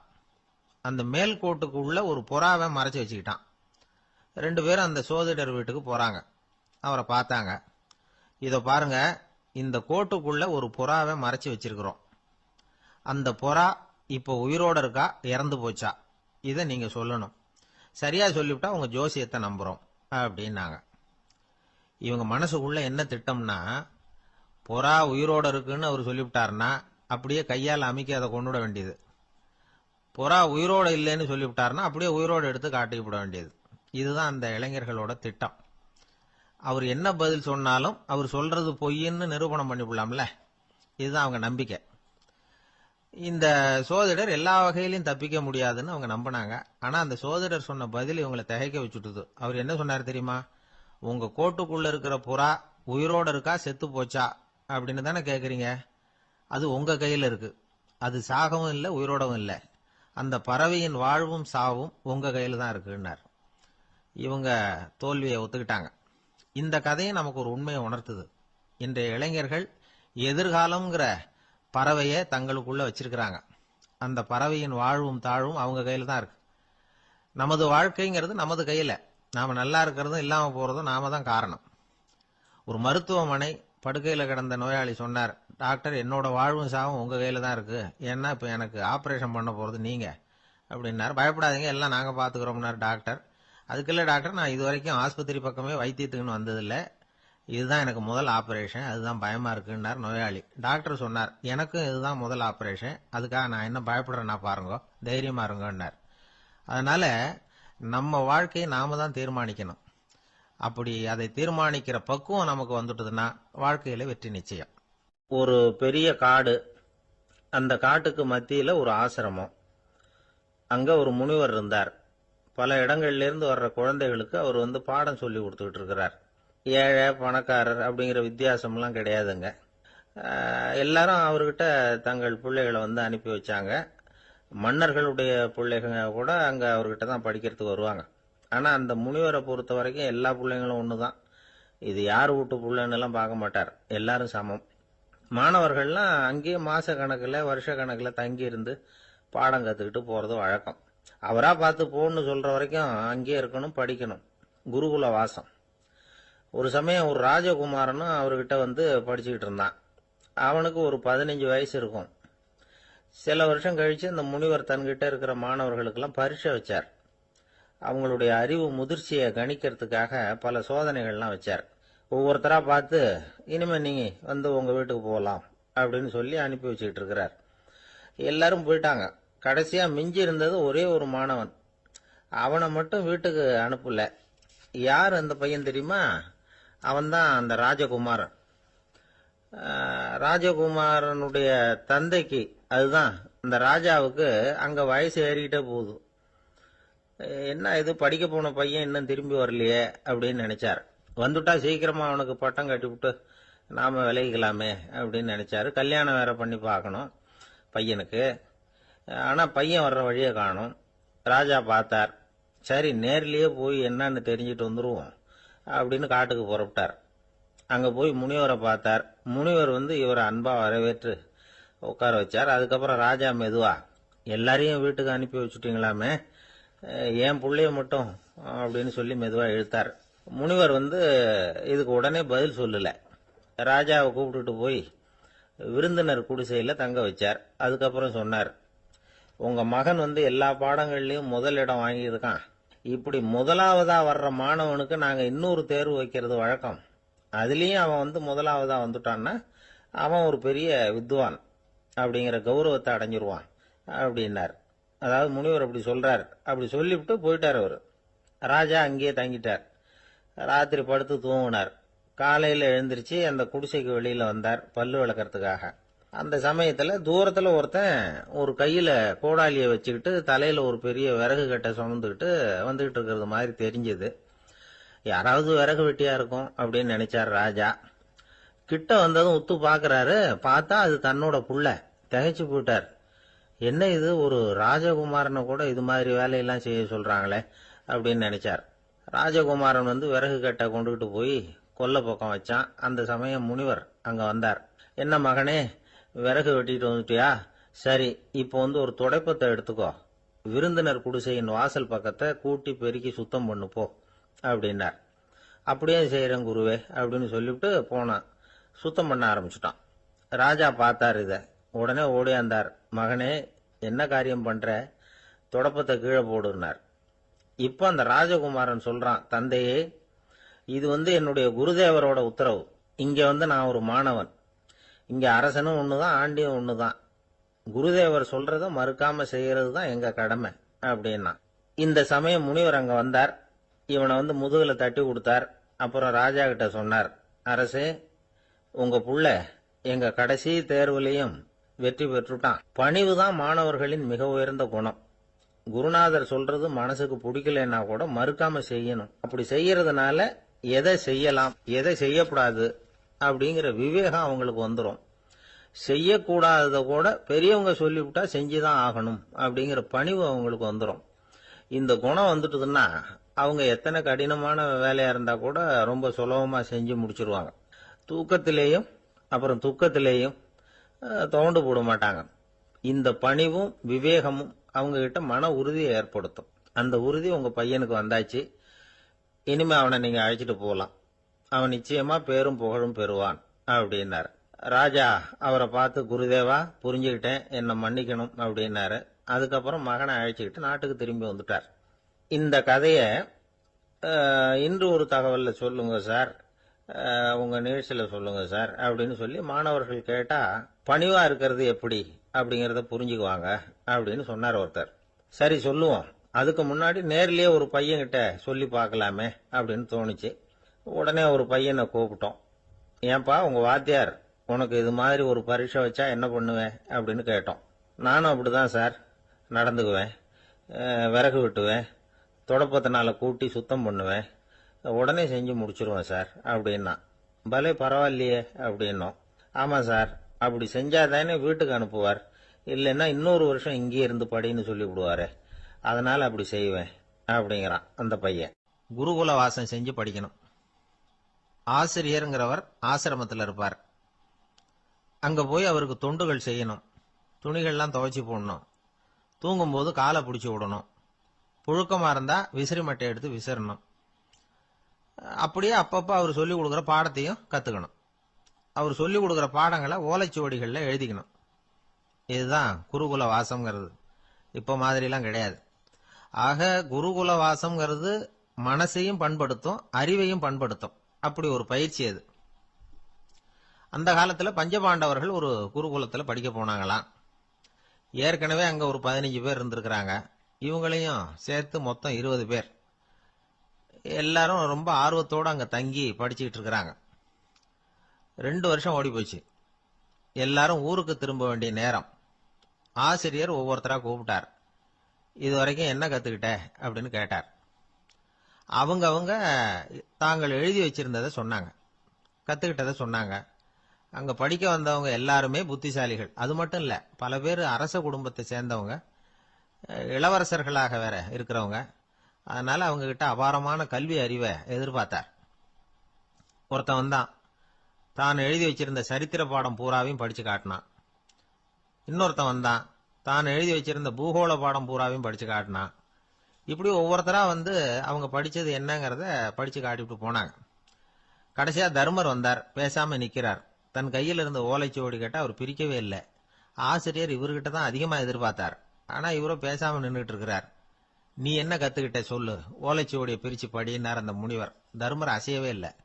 மெதுவா சொன்னார், ஐயா நான் கத்துக்கிட்டது ஒன்னே ஒண்ணுதான், அதுதான் வாழ்க்கையில எனக்கு ரொம்ப முக்கியமான பாடமா அமையும் அப்படின்னார். என்னது, என்கிட்ட 2 வருஷ காலமா படிச்சு விட்டு கடைசியில கத்துக்கிட்டது ஒன்னே ஒண்ணுதானா அப்படின்னார் முனிவர். அவருக்கு ஒன்னும் புரியல. மற்ற மாணவர்களை விட இவர் பண்புகள்ல உயர்ந்தவர், அறிவுல சிறந்தவர், வயசுல முதிர்ந்தவர். இவரே இப்படி சொன்னா மத்தவங்க நிலைமை என்னத்துக்கு ஆறுது, அவங்க ரொம்பவும் கெட்டு போயிடுவாங்களே அப்படின்னு அவர் யோசனை பண்ணார். தர்மா, நல்லா யோசனை பண்ணி பதில் சொல்லு. 2 வருஷமா நீ கத்துக்கிட்டது என்ன அப்படின்னு தானே நான் கேட்கறேன், அதை கொஞ்சம் யோசனை பண்ணி சொல்லுன்னார் முனிவர் கொஞ்சம் கோபமா. தர்மர் முகத்துல எந்த மாறுதலுமே இல்லை. இல்லையா, 2 வருஷமா நான் கத்துக்கிட்ட முக்கியமான பாடம் ஒன்னே ஒண்ணுதான்னார். இப்போ அந்த முனிவருக்கு கோபம் அதிகமா வந்துடுத்து. ஏன்பா உனக்கு வெக்கமா இல்லையா, உன்னை விட வயசுல குறைஞ்சவங்க எவ்வளவு பாடம் கத்துக்கிட்டு இருக்கிறாங்க, எவ்வளவு விரிவா அவங்க படிச்சு காட்டினாங்க, நீயும் கூட நிறைய குறிச்சு வச்சிருக்கிற போல இருக்க, அதை ஏன் பிரிச்சு படிக்க கூடாது அப்படின்னார். ஐயா நான் சொல்றது உங்களுக்கு ஏமாற்றமா இருந்தா என்னை மன்னிக்கணும். நான் ரொம்ப முக்கியமா கத்துக்கிட்டு இருக்கிறது ஒன்னே ஒண்ணுதான், மற்ற எதையும் சொல்றதுக்கு விரும்பலன்னார். மாணவர்கள்லாம் சிரிச்சுட்டாங்க. முனிவருக்கு கோபம் அளவுக்கு மீறி வந்துட்டு ஓங்கி அரைஞ்சு விட்டார் தர்மரை அவர் கண்ணத்துல. தர்மர் கண்ணை செவந்து போட்டுது, கண்கள் கலங்கி போச்சு. ஆனாலும் அவர் அமைதியை இழக்கல, தலை குனிஞ்சு நிக்கிறார். இவருடைய புடிவாதம் முனிவருக்கு இன்னும் ஆத்திரத்தை உண்டாக்கி விட்டது. இன்னொரு கண்ணத்திலே அரைஞ்சார். எல்லாரும் பயந்து போய் அமைதியா நின்றுட்டு இருக்கிறாங்க. முனிவர் கத்துறார், அப்படி நீ கத்துக்கிட்ட அந்த முக்கியமான பாடம் தான் என்ன, அதையாவது சொல்லு அப்படின்னார். ஐயா அதை மட்டும் ஒரு ஓலைச்சுவடியில தனியா குறிச்சு வச்சிருக்கிறேன், இந்தாங்க இதை நீங்களே படிச்சு பாருங்கன்னார். தர்மர் ஓலைச்சுவடியை நீட்டினார். முனிவர் அதை வாங்கி பிரிச்சார், சத்தம் போட்டு படிச்சார். என்ன எழுதியிருக்காருன்னா, எப்படிப்பட்ட சோதனை ஏற்பட்டாலும் நிதானம் இழந்து கோபத்துக்கு ஆளாக கூடாது அப்படின்னு. இதான் அந்த ஓலைச்சுவடியில அவர் எழுதி வச்சிருந்தது. அந்த ஒரு கணத்திலேயே முனிவரும் எல்லா மாணவர்களும் தர்மரை புரிஞ்சுக்கிட்டாங்களாம். அவர் கத்துக்கிட்டது ஏட்டு சுரக்கா இல்ல, வாழ்க்கையில பயன்படக்கூடிய முக்கியமான அனுபவ பாடம்.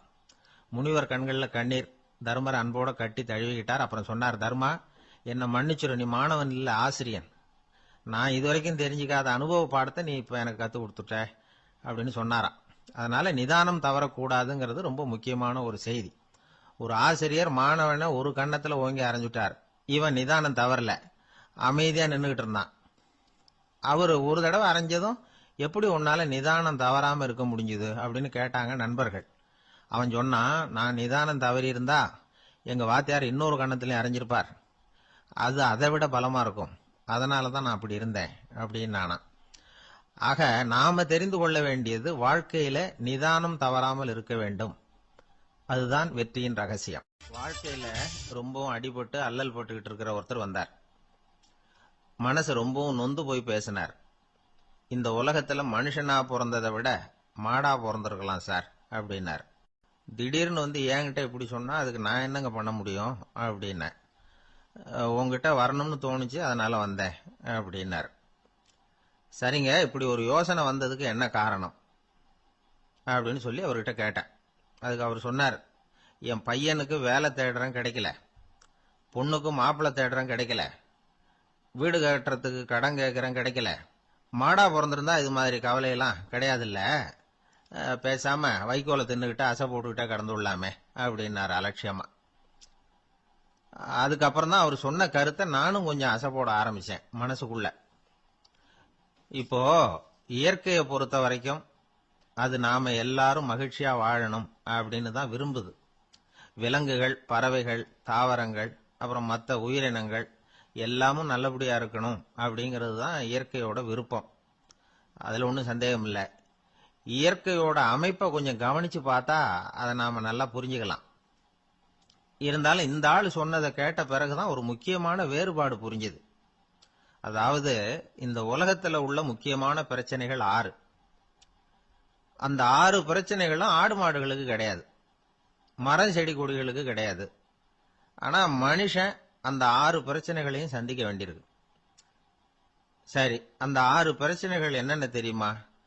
முதல்ல இந்த ஆடு மாடுலாம் நமக்குன்னு சொந்தமா ஒரு வீடு இல்லையே அப்படின்னு கவலைப்பட்டுக்கிட்டு இருக்கிறது இல்ல. ஆனா மனிதனுக்கு வீடு தேவைப்படுது. இது ஒரு வித்தியாசம். இப்ப 2வது பிரச்சனை என்னன்னா ஆடை பிரச்சனை. ஒரு கோழியோ சேவலோ நாம போட்டுக்கிறதுக்கு ஒரு சட்டை இல்லையே அப்படின்னு கவலைப்படுறது இல்ல. ஆனா மனுஷனுக்கு அந்த கவலை உண்டு. சரி, இப்ப 3வது என்னன்னு பார்த்தா கல்வி பிரச்சனை. ஒரு பசுமாடு கவலையோட நின்றுகிட்டு இருக்கு அப்படின்னு வச்சுக்குவோம். நீங்க அதுகிட்ட போய், ஏன் பசுமாடை கவலையோட நின்றுகிட்டு இருக்கிற அப்படின்னு கேக்குறீங்க. என் கண்ணுக்குட்டிக்கு எல்கேஜியில் இடம் கிடைக்கல, டொனேஷன் கொடுக்கறதுக்கு கையில பணமும் கிடையாது, சிபாரிசுக்கு யாரை பிடிக்கிறதுன்னு தெரியல, இப்படியா சொல்லிட்டு இருக்கோம். அதுக்கு அந்த கவலையெல்லாம் கிடையாது. ஆனா மனிதனுக்கு அந்த கவலை உண்டு. 4வது என்னன்னு பாத்தீங்கன்னா வேலை வாய்ப்பு பிரச்சனை. வேலை கிடைக்கலையே அப்படின்னு வேப்ப மரம் கவலைப்படுறது இல்ல, ஆனா மனுஷன் கவலைப்படுறான். 5வது என்னன்னு பார்த்தா கல்யாண பிரச்சனை. எரும மாடு பசுமாடு எல்லாம் பொண்ணுக்கு மாப்பிள்ளை தேடிட்டாலே இது பேப்பர்ல மணமகன் தேவை அப்படின்னு விளம்பரமா கொடுக்குது, அதெல்லாம் கிடையாது. 6வது என்னன்னு பாத்தீங்கன்னா பணம் சம்பந்தமான பிரச்சனை. ஆடு மாடுலாம் பணத்தை சேமிக்கணும்னோ ஏதாவது நிதி நிறுவனத்துல முதலீடு பண்ணணும்னோ நினைச்சுக்கிட்டு இருக்கிறது இல்ல. பணத்தை எப்படி காப்பாத்துறது அப்படிங்கிற கவலையும் அதுகளுக்கு கிடையாது. குதிரை வந்து குளம்போட பிறக்குது, அதனால அது காடு மேடெல்லாம் கவலை இல்லாம தெரியலாம். ஆடு வந்து உடம்புல ரோமத்தோட பிறக்குது, அதனால அது குளிரை பத்தி கவலைப்பட வேண்டிய அவசியம் இல்லை. ஆனா மனுஷனை பாத்தீங்கன்னா அவன் தான் ஒண்ணுமில்லாம பிறக்கிறான்.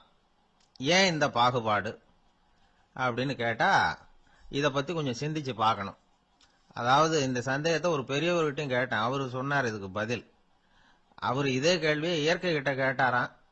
இயற்கை பதில் சொல்லிச்சான், வேற யாருக்கும் கொடுக்காத ஒரு வலுவான கருவிய, ஒரு பவர்ஃபுல் வெப்பன் மனுஷனுக்கு கொடுத்திருக்கிறேன்னு, அந்த கருவியை உபயோகப்படுத்தி அந்த 6 பிரச்சனையை மட்டும் இல்ல 6 கோடி பிரச்சனைகள் இருந்தாலும் அதையெல்லாம் சமாளிக்கலாம். அது கருவி என்ன தெரியுமா? அதுதான் 6வது அறிவு. அதை உபயோகப்படுத்தினா காலுக்கு செருப்பு தயார் பண்ணிக்கலாம், குளிருக்கு போர்வை தயார் பண்ணிக்கலாம், என்ன வேணும்னாலும் செய்யலாம் அப்படின்னு இயற்கை பதில் சொல்லிச்சான். அதனால நாம செய்ய வேண்டியது என்னன்னா இயற்கையை முதல்ல சரியா புரிஞ்சுக்கணும். இயற்கையின் படைப்பையே நாம வந்து சரியா புரிஞ்சுக்கிறது இல்லையே, அதுதான் வேதனை. இந்த கதையை கேளுங்க. இப்ப நகரத்திலிருந்து ஒரு ஆளு கிராமத்துக்கு வந்தான். அங்க ஒரு சிறுவன் மாடு மேய்ச்சிக்கிட்டு இருந்தான். நகரத்து ஆள் சொன்ன, எவ்வளவு அழகான பசு, அது சரி இதுக்கெல்லாம் ஏன் கொம்பு இல்லைன்னா. இதுக்கு அந்த பையன் பதில் சொன்னான், பசுமாட்டுக்கு கொம்பு இல்லாததுக்கு பல காரணங்கள் உண்டு. கண்ணுக்குட்டியா இருந்தா கொம்பு இருக்காது, பசு வளர்ந்து பெருசானதுக்கு அப்புறம் தான் கொம்பு முளைக்கும், இது ஒரு காரணம். சில சமயம் வளர்ற கொம்பை எடுத்து விடுறது உண்டு, அது ஒரு காரணம். ஆனா இதுக்கு ஏன் கொம்பு இல்லைன்னு கேக்குறீங்க. அதுக்கு என்ன காரணம்னா இது பசு இல்ல குதிரை அப்படின்னானா. ஒரு சின்ன பையன் என்னை தேடிட்டு ஓடி வந்தான். ஒரு கதை சொல்லுங்கன்னா. சொந்தமா எதுவும் தெரியாத என்ன, உங்களுக்கு சொந்தமா எதுவும் தெரியாதுன்னு எனக்கும் தெரியும் அப்படின்னா. இந்த பையன் அடிக்கடி என்கிட்ட வந்து கதை கேட்கிறவன், அதனால என்னோட ரகசியம்லாம் அவனுக்கு அத்துப்படி. அதனால தான் அவ்வளவு தெளிவா அடிச்சு விடுறான். சரி, இப்ப என்ன செய்யலாம்னு, பழைய கதை ஏதாவது ஒன்று சொல்லுங்களேன்னா. உனக்கு கிருஷ்ணதேவராயரை தெரியுமான்னு. அவர்கிட்ட நேரில் பழக்கம் இல்லை, ஆனா அவரை பத்தி புஸ்தகத்துல படிச்சிருக்கேன்னா. சரி, இவங்கிட்ட மேற்கொண்டு பேச்சு கொடுத்தா நம்மள ஒரு மாதிரி ஆக்கி விடுவான் அப்படிங்கிறத யூகம் பண்ணிக்கிட்டு அவனை உட்கார வச்சு கடைசி வரைக்கும் குறுக்க பேசக்கூடாது அப்படின்னு ஒரு கண்டிஷனையும் போட்டுட்டு அந்த கதையை சொன்னேன். ஒரு சமயம் கிருஷ்ணதேவராயர் சமஸ்தானத்துக்கு ஒரு பெரிய வித்வான் வந்து சேர்ந்தாராம். என்னோட போட்டி போடுறதுக்கு இந்த ஊர்ல யாராவது இருக்கீங்களா அப்படின்னு சவால் விட்டாராம். அந்த ஊர்ல இருந்த பெரிய பெரிய வித்வான்லாம் இது ஏதுனா வம்பா போச்சுன்னு நினைக்க ஆரம்பிச்சுட்டாங்க. யாரும் அந்த ஆளோட போட்டி போடுறதுக்கு தயாரா இல்லை. எல்லாரும் நடுங்கிக்கிட்டு இருக்கிறாங்க. அந்த நேரத்துல ஒருத்த மட்டும் தைரியமா முன்னுக்கு வந்தான். அது யாருன்னா தெனாலிராமன். அந்த சமஸ்தானத்துல விகட கவி அவன். என்ன அனுப்புங்க போட்டிக்கு, நான் ஜெயிச்சு காட்டுறேன்னா. உனக்கு அவ்வளவு தைரியம் இருக்குதா அப்படின்னு கேட்டாங்க. தைரியம் மட்டும்தான் என்கிட்ட இருக்குது, ஆனா தைரியம் இருந்தா அதிர்ஷ்டம் தேடிட்டு வருங்கிறது எனக்கு தெரியும் அப்படின்னா. அடுத்த நாள் போட்டி ஆரம்பமாச்சு. அந்த பெரிய வித்வான் வந்து நின்னார். தெனாலிராமன் எதிரில் வந்து நின்னான். அந்த வித்வான் ஒரு விரல காட்டினார். தெனாலிராமன் பதிலுக்கு 2 விரல காட்டினான். வித்வான் 3 விரல காட்டினார். இவன் உடனே 4 விரல காட்டினான். உடனே 5 விரல காட்டினார் அவரு. தெனாலிராமன் உடனே தன்னுடைய கை முஷ்டியை காட்டினான், கையை மூடி காட்டினான். அவ்வளவுதான். அந்த பெரிய வித்வான் கிருஷ்ணதேவராயர் காலில் விழுந்தார். நான் தோத்துட்டேன், என் தோல்வியை ஒத்துக்கிறேன் அப்படின்னு சொல்லிவிட்டார். கிருஷ்ணதேவராயர் அவரை தனியா அழைச்சிட்டு போய் என்ன நடந்ததுன்னு விசாரிச்சார். அந்த வித்வான் விளக்கம் கொடுத்தார். ஆண்டவன் ஒருவன் தான் உண்டுங்கிறத விளக்கறதுக்காக நான் ஒரு விரல காட்டினேன். அப்படி இல்ல, சக்தியை சேர்த்தா சக்தி சிவன் 2 பேர் உண்டுன்னு உங்க வித்வான் 2 விரல காட்டினார். மூர்த்திகள் 3 பேருங்கிறதுக்காக நான் 3 விரல காட்டினேன். வேதங்கள் 4ன்னு சொல்லி ஒரு 4 விரல காட்டினார். பஞ்சபூதங்கள் 5ன்னு நான் 5 விரல காட்டினேன். அதையெல்லாம் அடக்கி ஆளணும்னு சொல்லி அவர் கையை மூடி உறுதியா காட்டினாரு. அடடா, உங்க வித்வானுக்கு எப்பேற்பட்ட அறிவு! அவர் தான் ஜெயிச்சார், நான் தோத்துட்டேன் அப்படின்னார் அவர். அப்படி சொல்லிவிட்டு அவர் போயிட்டார். அதுக்கப்புறம் தெனாலிராமனை கூப்பிட்டு என்னப்பா நடந்தது அப்படின்னு கேட்டாராம். அதுக்கு தெனாலிராமன் விளக்கம் கொடுத்துருக்கிறான். அவன் முதல்ல என்ன கொன்னுடுவேன்னு அந்த வித்வான் ஒரு விரல காட்டினான். உடனே ஒரு 2 கண்ணையும் தோண்டி போடுவேங்கிறதுக்காக நான் 2 விரல காட்டினேன். உனக்கு நாமம் போட்டுருவேன்னு சொல்லி 3 விரல காட்டினான். அதை அழிச்சிருவேன்னு 4 விரல காட்டினேன். உன்னை அரைஞ்சிருவேன்னு அவன் 5 விரல காட்டினான். நான் உங்களை குத்தி போடுவேன்னு சொல்லி கையை மூடி காட்டினேன் அப்படின்னா. இப்ப பாருங்க, ஜெயிச்சது யார்? தைரியம் மட்டும் இருந்துட்டா அதிர்ஷ்டம் தானா தேடி வருங்கிறது எவ்வளவு உண்மையா போச்சு. அதனால நாம எப்பவும் தைரியமா இருக்கணும்னு சொல்லிவிட்டு என் எதிரில் கதை கேட்டுட்டு உட்காந்துருந்த சின்ன பையனை பார்த்தேன். அவன் என்னை நிமிர்ந்து பார்த்தான். அவன் தன்னோட கை கால் 2ஐயும் ஒரு மாதிரியா என் முன்னால தூக்கி 20 விரல காட்டினான். எனக்கு ஒன்றும் புரியல. இதுக்கு என்னப்பா அர்த்தம்னு கேட்டேன். இதே கதையை இதுக்கு முன்னாடி என்கிட்ட 20 தடவை நீங்க சொல்லியிருக்கீங்கன்னு அர்த்தம் அப்படின்னு. ஒரு நண்பர் அவசர அவசரமா என்கிட்ட ஓடி வந்தார். அப்புறம் சொன்னார், என்னால நம்பவே முடியல சார், என் பையனா இப்படி அப்படின்னு சொல்லி ஆச்சரியப்பட்டார்.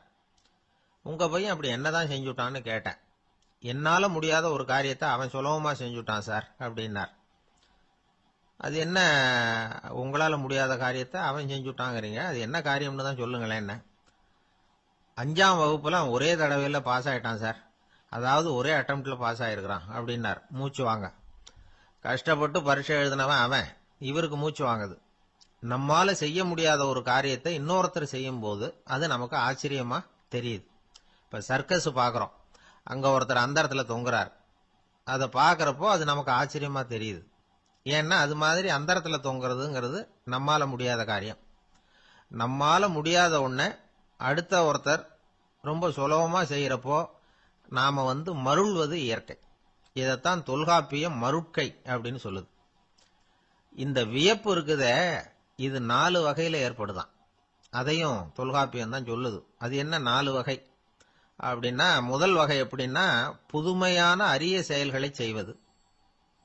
2வது வகை என்னன்னா பெரிய செயல்களை செய்யறது. 3வது வகை எப்படின்னா மிக நுட்பமான செயல்களை செய்யறது. 4வது வகை ஆக்கம் தரும் செயல்களை செய்யறது. புதுமை, பெருமை, சிறுமை, ஆக்கமோடு மதினம் சாலா மருட்கை நான்கே அப்படிங்கிறது தொல்காப்பியம். இன்னைக்கு விஞ்ஞானம் புதுசு புதுசா எதையோ கண்டுபிடிச்சுக்கிட்டு இருக்குது. அந்த கண்டுபிடிப்புகளை எல்லாம் பாக்குறப்போ ஆரம்பத்துல ஆச்சரியமா இருக்கு, அதுக்கப்புறம் நமக்கு பழகி போடுது. இப்போ வானொலி பெட்டி புதுசா வந்தப்போ அதை சுற்றி எவ்வளவு கும்பல், ஒரு பெட்டி பேசுது அப்படிங்கிறது எவ்வளவு வியப்புக்குரிய விஷயம். இப்ப யாரும் வானொலி பெட்டியை ரொம்ப ஆச்சரியத்தோட பாக்குறது இல்ல. வச்சிருந்தாதான் ஆச்சரியமா பார்ப்பாங்க சில பேர்.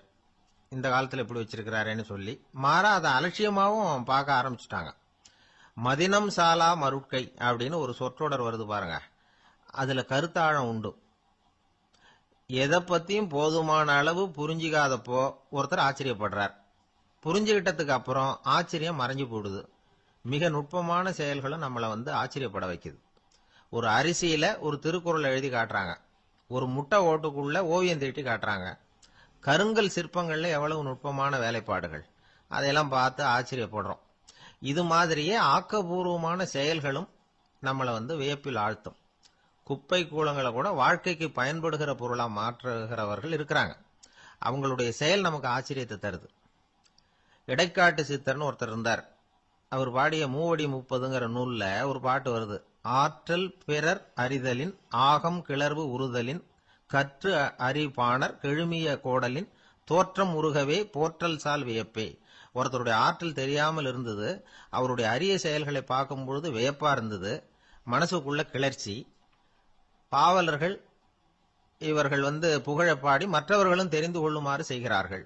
ஆக எல்லா வகையிலுமே மக்கள் தங்களுடைய வாழ்க்கையில முன்னேறுவதற்கு வழிகாட்டுகிற ஒரு மெய்ப்பாடு தான் வியப்புங்கிறது. இன்னைக்கு இளைஞர்கள் இதை நல்லா புரிஞ்சுக்கணும்.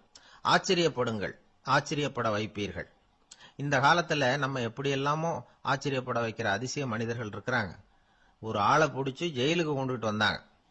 சிறை அதிகாரி அவனை ரொம்பவும் ஆச்சரியமா பார்த்தார். இவன் கேட்டான், ஏன் சார் அப்படி பாக்குறீங்க, நான் இப்ப இங்க வந்தது உங்களுக்கு ஆச்சரியமா இருக்கா அப்படின்னு கேட்டான். இதுக்கு சிறை அதிகாரி சொன்னார், நீ இப்ப இங்க வந்ததுல எனக்கு ஒன்னும் ஆச்சரியம் இல்லப்பா, ஏற்கனவே நீ இங்கிருந்து விடுதலை ஆகி போய் 6 மாசம் ஆச்சு, இவ்வளவு லேட்டா திரும்பி வர்றியா, அதுதான் எனக்கு ஆச்சரியம் அப்படின்னாராம்.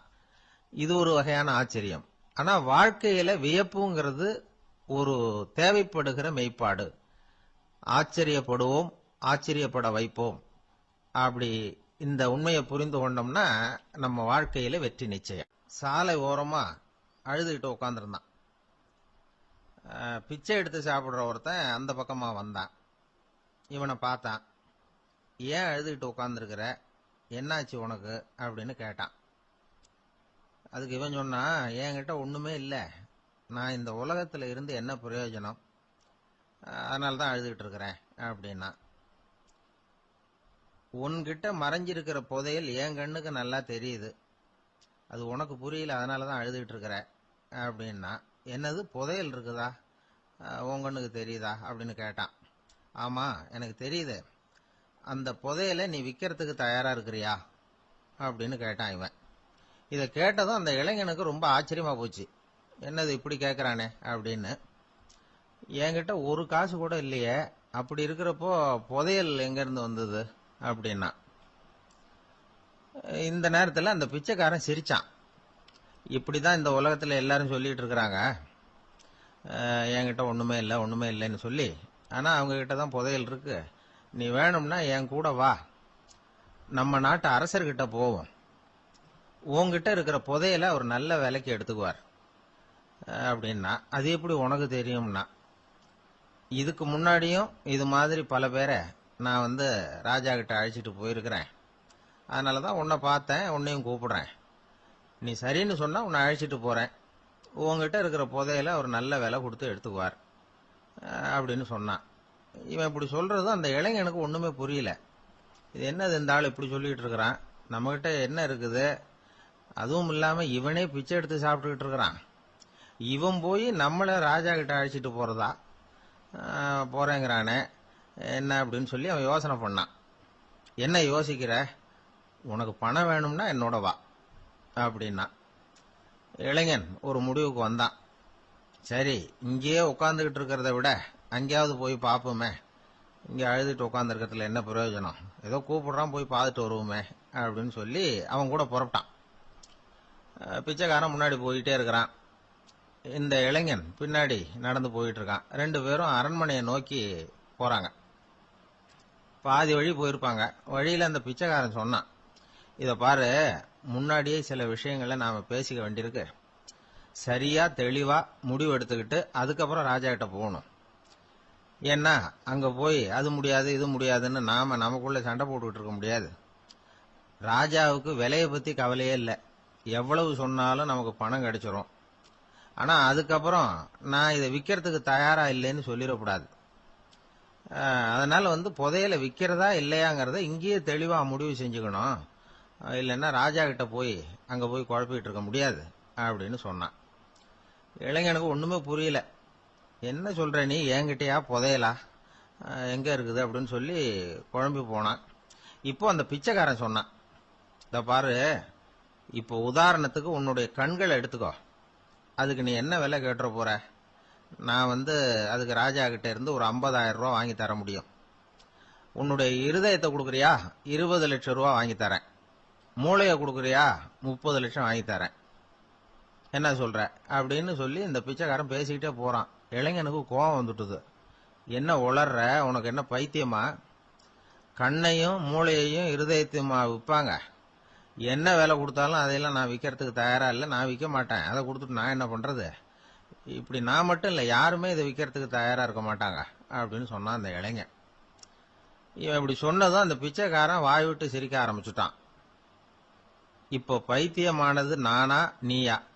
லட்சக்கணக்கான கோடிக்கணக்கான ரூபாய் பொறுமானம் உள்ள பொருள்களை உங்ககிட்டயே வச்சுக்கிட்டு விற்க முடியாதுன்னு சொல்ற நீ தான் ஏழை.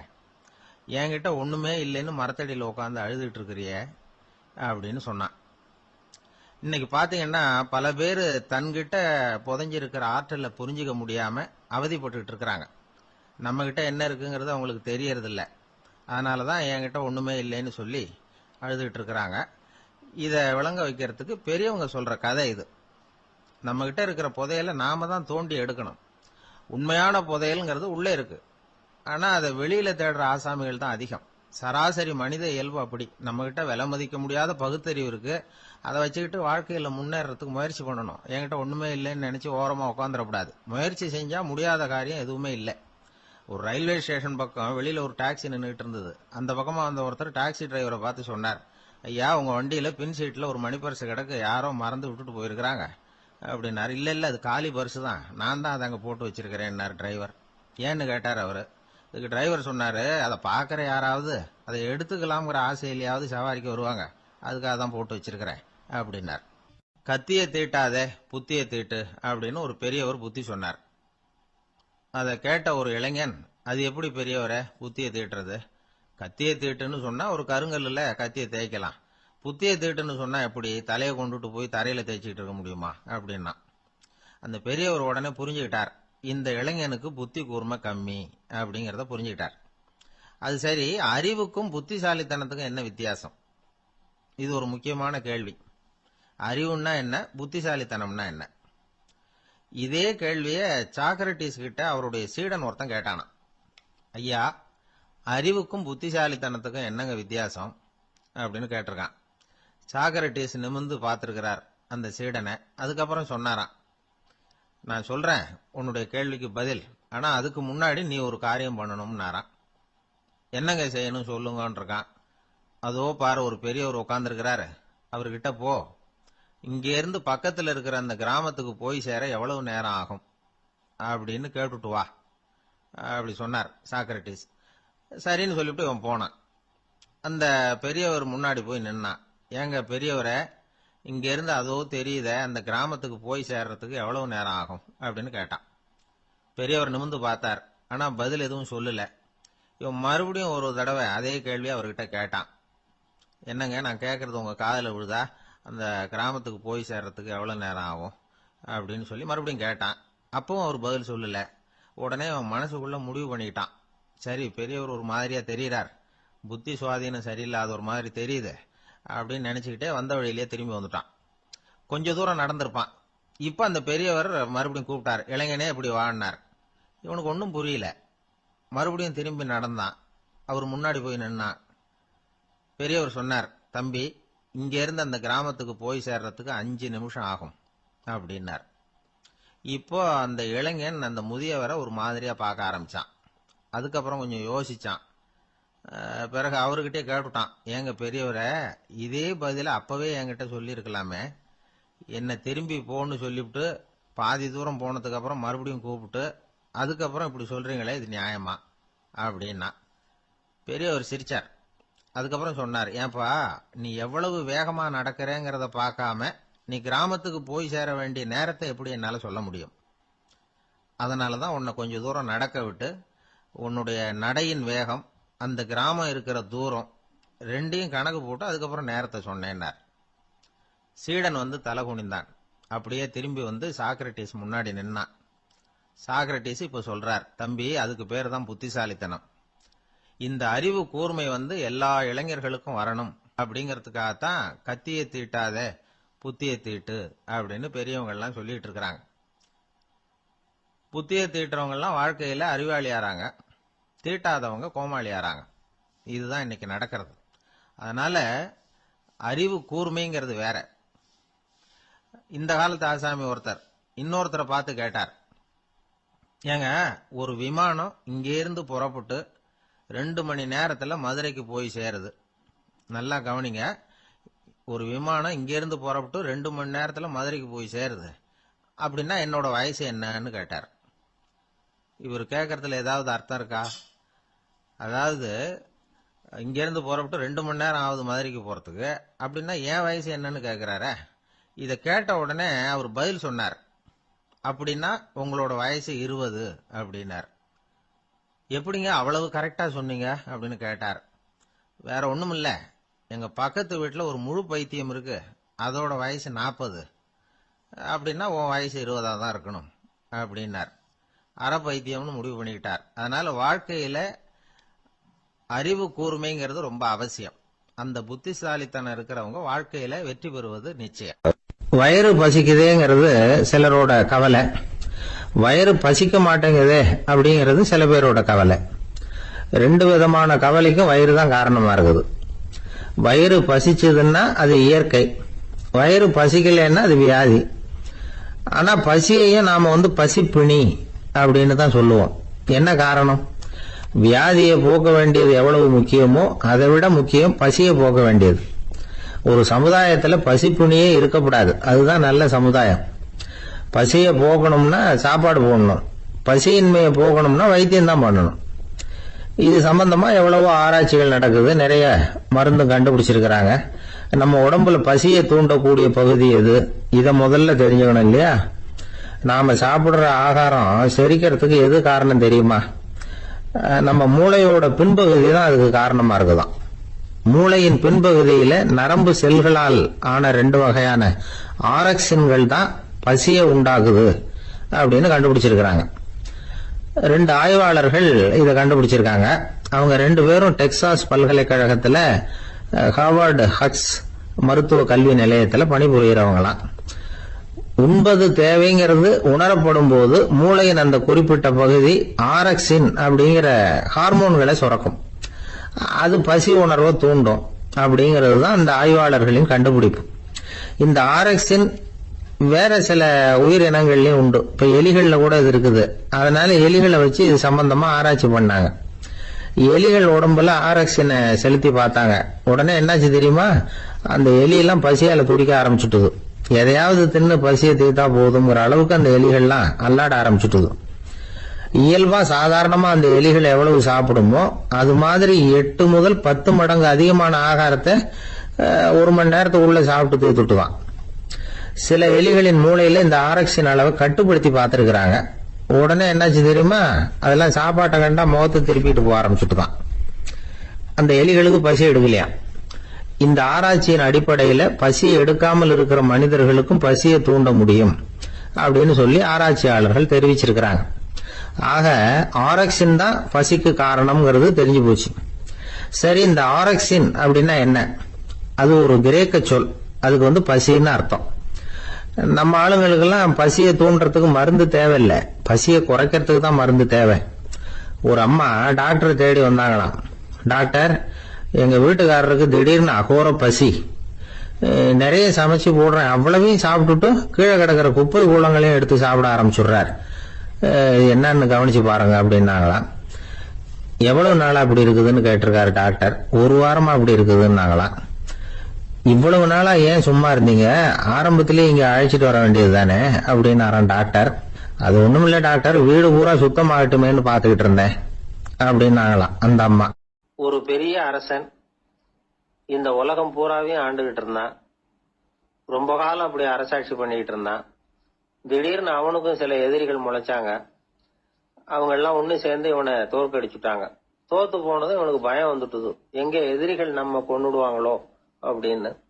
வெளியில வந்தா தனக்கு ஆபத்துன்னு பயந்துகிட்டு யாருக்கும் தெரியாம ஒரு குகைக்குள்ள போய் பதுங்கி கிடக்குறான். நிலைமைய பாருங்க. முதல் நாள் அரண்மனையில அதிகாரம் பண்ணிக்கிட்டு இருந்தவன் மறுநாள் குகையில பயந்து போய் பதுங்கி கிடக்குறான். ராத்திரி நேரம் வந்தது, பசி வயத்தை கிள்ளுது, பிச்சை எடுத்து சாப்பிட வேண்டிய நிலைமை. பிச்சை எடுக்கிறதுக்கு பாத்திரம் வேணுமே, என்ன பண்றது அப்படின்னு அங்கேயும் இங்கேயும் பாக்குறான். ஒரு மூலையில யாரோ விட்டுட்டு போன ஒரு ஓடு கிடக்குது. அதை எடுத்துக்கிட்டு புறப்பட்டான். இருட்டுல வழி புரியல.